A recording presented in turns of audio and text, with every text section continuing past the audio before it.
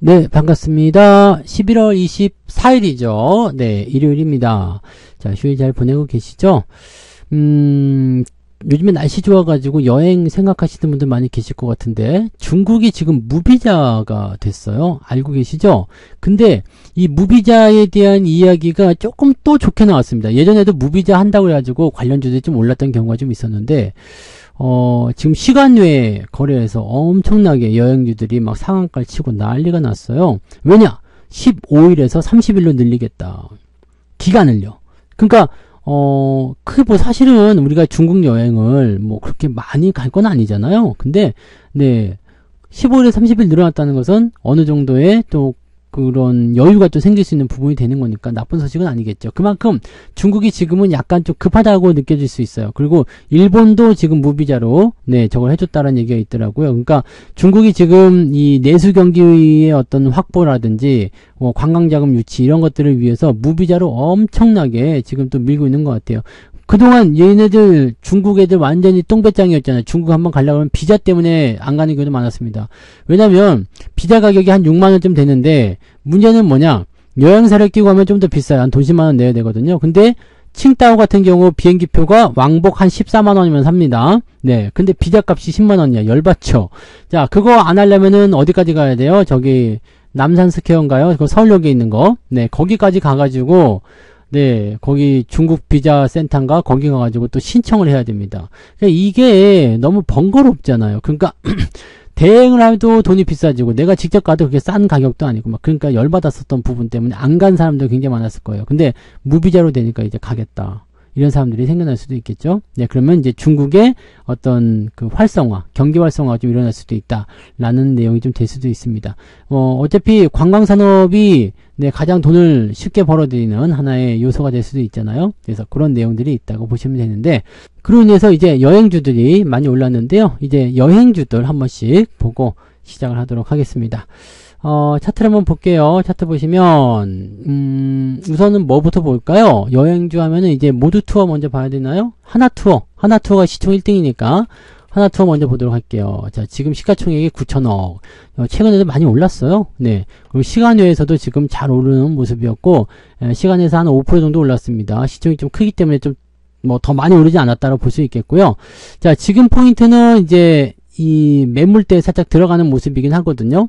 근데 여행주들 워낙 너무 안 갔었잖아요. 그래서 이런 부분들이 이제 아마 뚫고 넘어가는 모습이 좀 나올 거라 생각합니다. 지금 상황에서는 일단 시간에서 많이 오르진 않았지만 6만원 정도 시점은 이제 돌파가 되지 않을까 생각되고요. 중요한 건 말이죠. 여기 매물대 바로 직전까지 위치해 있기 때문에 여기에서 튀어 올라가게 되면은 이제 매물대 돌파를 통한 가격이 형성된단 말이에요. 그래서 추가 상승이 계속 일어날 수가 있기 때문에 이렇게 되면은 여행주들의 어떤 반란 같은 느낌들 이런 것들이 좀 생겨날 수가 있습니다. 그래서 하나투어 같은 경우 지금 갖고 계신 분들 입장에서는 지금 팔아야 될 이유가 없겠죠. 왜냐면 요거 지금 뭐 약간 냄비 형태가 완성이 된 모습이고요. 이제 올라가서 시작된다 그러면 어떻게 되겠어요? 네, 국자 형태가 돼버리는 거죠. 이제 문제는 뭐냐? 중국 쪽 비자가 풀렸을 때 이게 정말 큰 실효성이 있겠느냐라는 건데, 실효성이 지금 있는지 없는지는 알 수가 없죠. 네, 하지만 확실한 건 뭐냐? 중국 쪽으로의 관광객 숫자도 좀 늘어날 수 있다라는 거죠. 지금은 엔저 현상 때문에 일본에 가는 사람들이 굉장히 많았겠지만, 이제 중국 무비자라는 것은 그만큼 비용의 절감이에요. 지금 중국 비자 가격이 한 6만원 정도 한다고 그랬잖아요. 이 6만원의 가격 비용 절감입니다. 그러니까 여행 비용에서 6만원이 빠진다. 어떻게 보면 별거 아닐 수도 있겠지만 만약에 내가 60만원을 가지고 여행을 가겠다 마음 먹었다라면 6만원이면 10% 절약입니다. 그러니까 이게 적은 수치가 아니죠. 뭐 일본에는 환율 때문에 좋다라고 하지만 중국은 원래부터가 가격이 싸요. 그러니까 그런 것들 비교가 안 된 상태에서 뭐가 됩니까? 네, 비자 비용까지 탁 털어주게 되면 솔직히 6만원 정도면은요. 뭐 아주 고급 호텔은 아니더라도 뭐 시골 같으면 고급 호텔을 잘 수도 있겠지만 네, 뭐 상하이라든지 이런 대도시 쪽에서는 고급 호텔은 아니더라도 비즈니스 호텔 정도는 들어가서 하룻밤 잘 수 있어요. 아침 식사까지 포함해서. 그러니까 6만 원 정도면은 나쁘지 않죠. 네, 나쁘지 않아요. 그러니까 하룻밤 숙박비가 벌어지는 거니까. 그러니까 이런 식으로 우리가 계산해 보시면 되거든요. 그러니까 지금 같은 상태라면은, why not? 이렇게 하면서 또 가볼 수도 있을 것 같아요. 또 여행 상품도 많이 늘어나겠죠. 패키지 상품 이런 거. 비자 가격이 빠지면 패키지 가격이 내려가잖아요. 그러니까 팔아먹는 쪽에서. 그러면 이제 하나투어가 지금 가장 큰 시청을 가지고 있고 등치가 크다라고 되어 있기 때문에 가장 큰 수혜를 볼 수가 있겠다 보시면 되겠죠. 가지고 계신 분들 홀딩 하셔야 됩니다. 자, 갭 상승하는 가능성이 굉장히 높겠죠.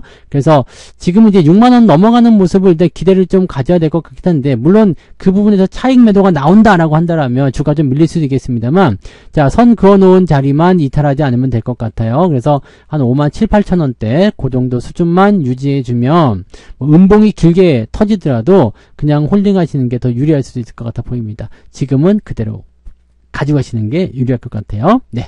자, 1등 봤으니까 2등도 봐야 되겠죠? 모두 투어 한번 볼게요.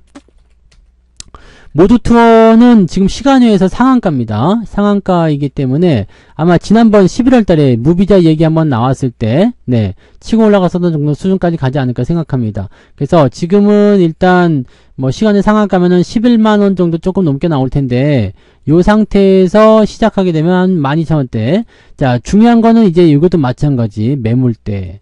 자, 그동안 주가가 떨어진 부분에 있어서 열받은 사람도 굉장히 많을 거란 말이죠. 그러면 올라올 때 팔아먹고자 하는 모습이 분명히 있을 거예요. 그래서 상한가를 그냥 아예 쳐버리면 모르겠습니다만 그렇게까지 칠 것 같아 보이지는 않아요. 그러면은 아마 12,000원대에서 또 막히지 않겠는가라는 판단이 좀 있습니다. 그러니까 요거 부분을 가지고서 막 그냥 무조건 풀어낸다, 너무 좋아요, 뭐 이렇게 생각할 게 아니라 각 종목들마다 포지션들이 조금 달라질 수 있어요. 하나투어 같은 경우는 아예 넘어가면서 좋아지기 때문에 오히려 괜찮을 수도 있는데, 모두투어는 지금 이렇게 치고 올라가서 11,000원, 12,000원 이렇게 돼버리면 매물대에 공격을 받을 가능성이 굉장히 높습니다. 즉 팔아먹는 거죠. 아우, 내가 지겨워서 못하게 먹겠다, 이런 식으로 팔아먹게 되는 상황이 벌어지기 때문에 모두투어 같은 경우는 오히려 주가 포인트가 더 약점으로 작용될 수가 있다고 보시면 되겠습니다.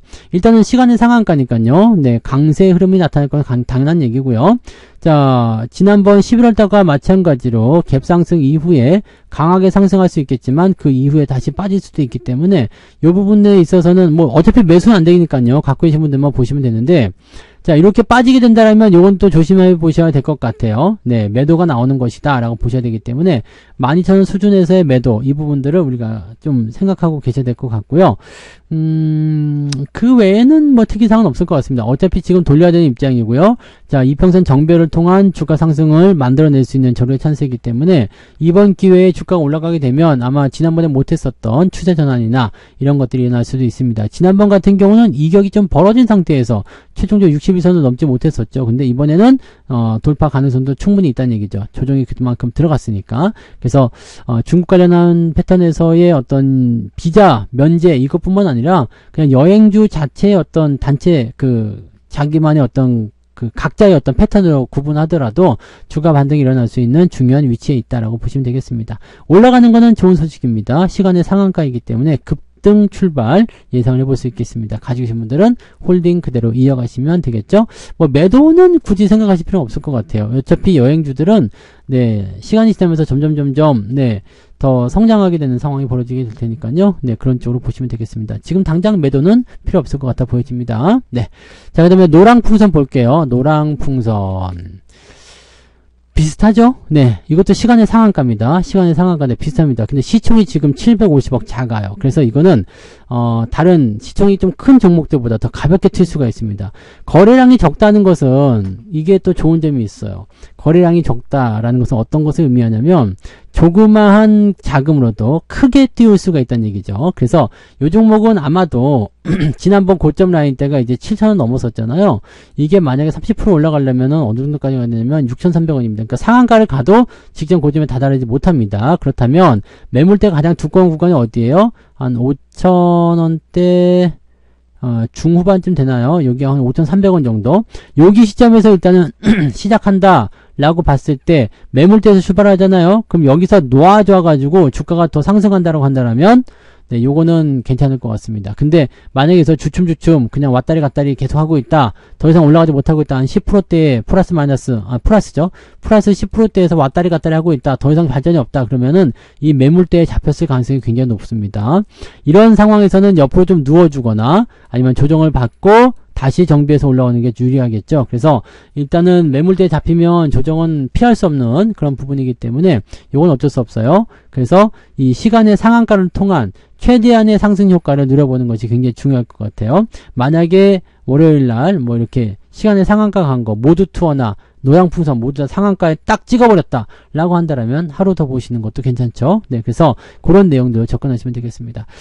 여행주 패턴은 일단 뭐 긍정적인 뉴스가 있긴 했습니다만 그동안 워낙 상황이 안 좋았기 때문에 단박에 뭔가 바뀌기를 기대하기 좀 어려우실 거예요. 하지만 이런 계기들을 통해서 주가가 조금씩 움직여주는 그런 상황으로 간다라면 뭐 나쁘지 않을 거라 생각됩니다. 그래서 요것도 지금은 홀딩 하시면 되지 않을까 보여지네요. 자, 참 좋은 여행 볼게요. 참 좋은 여행, 참 좋다. 요거는 조금 내용이 좀 다르네요. 네, 매물대가 저 위쪽에 있어요. 네, 매물대 위쪽에 있고 이것도 지금 시간의 상한가이기 때문에 뭐 이제 시간의 가격으로 본다면 5,400원 정도 예상은 되고 있지만 분명히 이거 넘어서 시작하겠죠. 넘겨서 시작할 텐데 문제는 저항대가 지금은 밋밋하고요. 어디가 1차로 약한 저항이 있는 자리가 6,000원대 초반, 그 다음에 7,000원대부터는 강력한 저항이 나타납니다. 그래서 이거는 지금 반등하더라도요. 여기 아마 6,000원대 예, 초중반에서 좀 머물지 않겠는가 하는 생각이 좀 있습니다. 모르죠. 뭐 어차피 여행주들이 다 같이 올라가면 더 좋은 흐름이 나타날 수도 있겠습니다만 약간 네, 의심을 좀 해봐야 될 것 같아 보이죠. 추세적인 부분은 계속 흘러내리고 있었고요. 저점 지지는 지금 아주 잘 만들어진 상태입니다. 그래서 저점은 좀 탄탄한 편이기 때문에 아마 주가가 상승할 수 있는 효과는 분명히 있을 것 같아 보여요. 뭐 점 상한가 그런 건 안 돼요. 네, 그런 건 안 되고요. 네, 일단은 시간의 상한가를 이용해서 뭐 5,000원, 500원이든 5,300원이든 5,700원이든 뭐 6,000원이든 이렇게 올라가 준다라면 네, 더없이 좋은 네, 그런 상황이 좀 되는 거고요. 그렇지 않더라도 너무 실망하지 않으셨으면 좋겠습니다. 왜냐면 네, 지금 시점에서는 위쪽에 올라갈수록 때리고 들어가는 물량이 굉장히 많다는 거거든요. 그래서 그 내용을 우리가 좀 체크하고 가시는 게 맞을 것 같습니다. 가지고 계신 분들은 일단 여행주는 다 킵 하셔야 됩니다. 홀딩 하셔야 되는 거고요. 뭐 큰 기대감보다는 일단 시간의 상한가였다는 것과 그 다음에 거기에 준하는 상승을 통해서 상승 출발할 것이다. 대신에 6,000원대 넘어가면서부터는 자꾸 막히는 형태의 모습이 좀 있을 것이다. 그래서 단기 급등을 통해서 뭐 갑자기 상한가 가버린다거나 그렇게 되면 무지하게 좋겠지만 그렇게 안 될 가능성도 매우 높다라는 것으로 생각하시면 좋을 것 같습니다.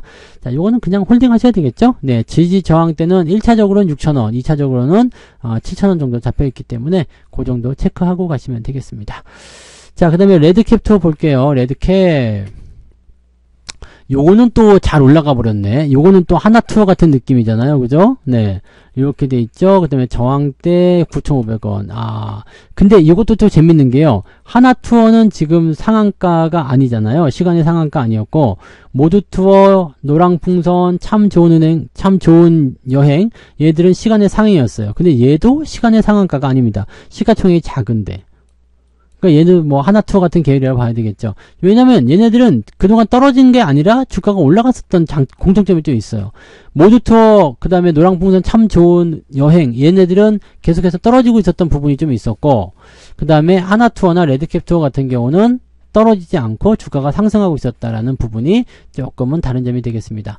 자, 그러면 지금 현재 시점에서 얼마큼 올라갈 수 있겠는가? 일단 시간외 거래에서는 많이 오르진 않았습니다. 그래서 9,200원 정도 잡혀 있는데 공유롭게 딱 매물대죠. 자, 시장 분위기가 좋아서 매물대까지 들어간 이후에 주가가 상승했다라고 본다라면 더없이 좋은 상황이 나타날 수 있겠죠. 하지만 9,500원에서 대체적으로 9,000원대 후반, 만원 바로 아래쪽까지 이제 두툼하게 이런 그 저항대가 형성되어 있을 때 저것을 과연 뚫을 수 있겠는가? 그 다음에 지금 벌어진 이격도는 어떻게 할 것인가라는 숙제가 남을 겁니다. 그래서 쉽지 않을 것 같아 보여요. 주가가 상승하는 포인트는 쉽지 않아 보이고요.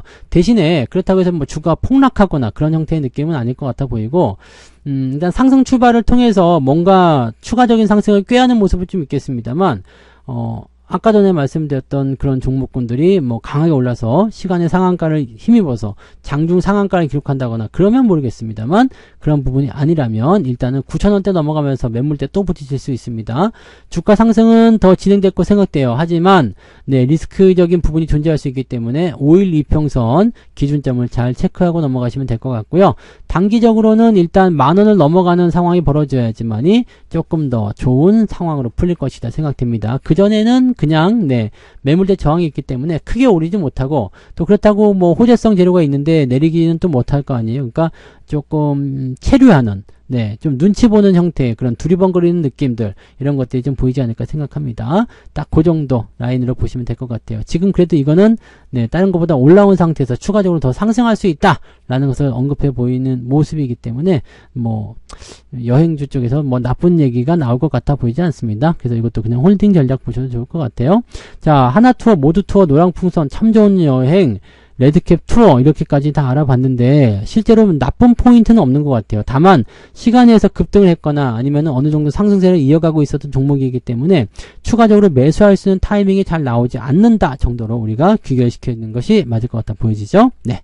자, 그 다음에 대한항공까지만 보고 마무리하도록 하겠습니다. 대한항공도 뭐 사실은 뭐 수혜다라고 보기는 조금 어렵겠습니다만 대한항공은 그래도 꾸준히 여객 수요나 등등등 통해서 잘 올라가고 있었고요. 우리가 월급 종목을 통해서 보유하고 있는 종목이기도 하지만 주가가 내려간 이후에 횡보를 통해서 이렇게 추세 전환이 일어났던 종목입니다. 최근에는 계속해서 상승하고 있는 모습이기 때문에 아마 이 종목으로 손해보고 계신 분들은 없으리라 생각되고요.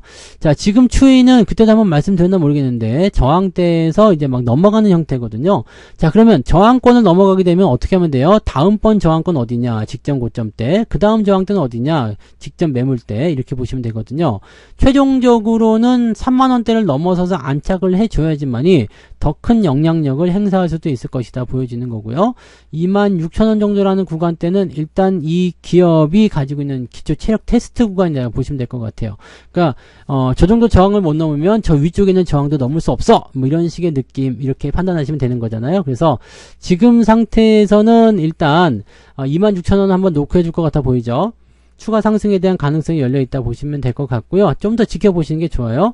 자, 매수 의견 같은 경우도 지금으로서는 한번 잡아보는 것도 괜찮을 것 같은데 만약에 주가가 떨어진다라고 본다라면 아래쪽 지지선 23,000원 요 정도 라인 때 근접하는 자리가 매수하기 좋은 타이밍이 될 것 같습니다. 그래서 대한항공은 이 뭐 단순하게 여행 수요 뭐 중국 쪽 어쩌고저쩌고 이런 것들보다도 일단은 회사의 어떤 그 길었던 M&A 관련한 부분들도 이제 종지부가 찍혀 있는 상태 그렇게 진행이 되고 있고 또 뭐 그렇게까지 네, 나쁜 상황으로 연결되지는 않잖아요. 그래서 실적 개선이라든지 이런 부분들이 꾸준하게 일어날 수 있는 상황이라서 이 종목에 대한 네, 기대감은 조금 있다고 보시면 되겠습니다. 저는 당장 매수 포인트는 아니겠습니다만 가지고 있을 때 매도를 해야 될 이유는 없다고 생각되네요. 지지선은 23,000원 정도니까 참고하시면 되겠고 그 정도 시점이라면 뭐 매수를 조금 해보시는 것도 저는 괜찮을 거라 보여집니다. 그래서 이런 부분들 참고해 주시면 좋겠습니다. 자, 오늘은 그래서 총 6종목이죠. 시간 외에서 급등세를 보였던 여행주들 하나투어, 모두투어, 노랑풍선, 참 좋은 여행, 레드캡 투어 그 다음에 대한항공까지 꼽사를 껴서 같이 알아봤습니다. 자, 남은 휴일 알차게 잘 보내시고요. 시간 나실 때 여행도 또 한 번씩 다녀오시고 그러시면 좋을 것 같네요. 네, 저는 내일 아침 시황에서 다시 오도록 하겠습니다. 고맙습니다. 본 방송에서 제공되는 모든 정보는 투자 판단의 참고 자료이며 투자의 최종 책임은 본 방송을 이용하는 본인에게 있습니다.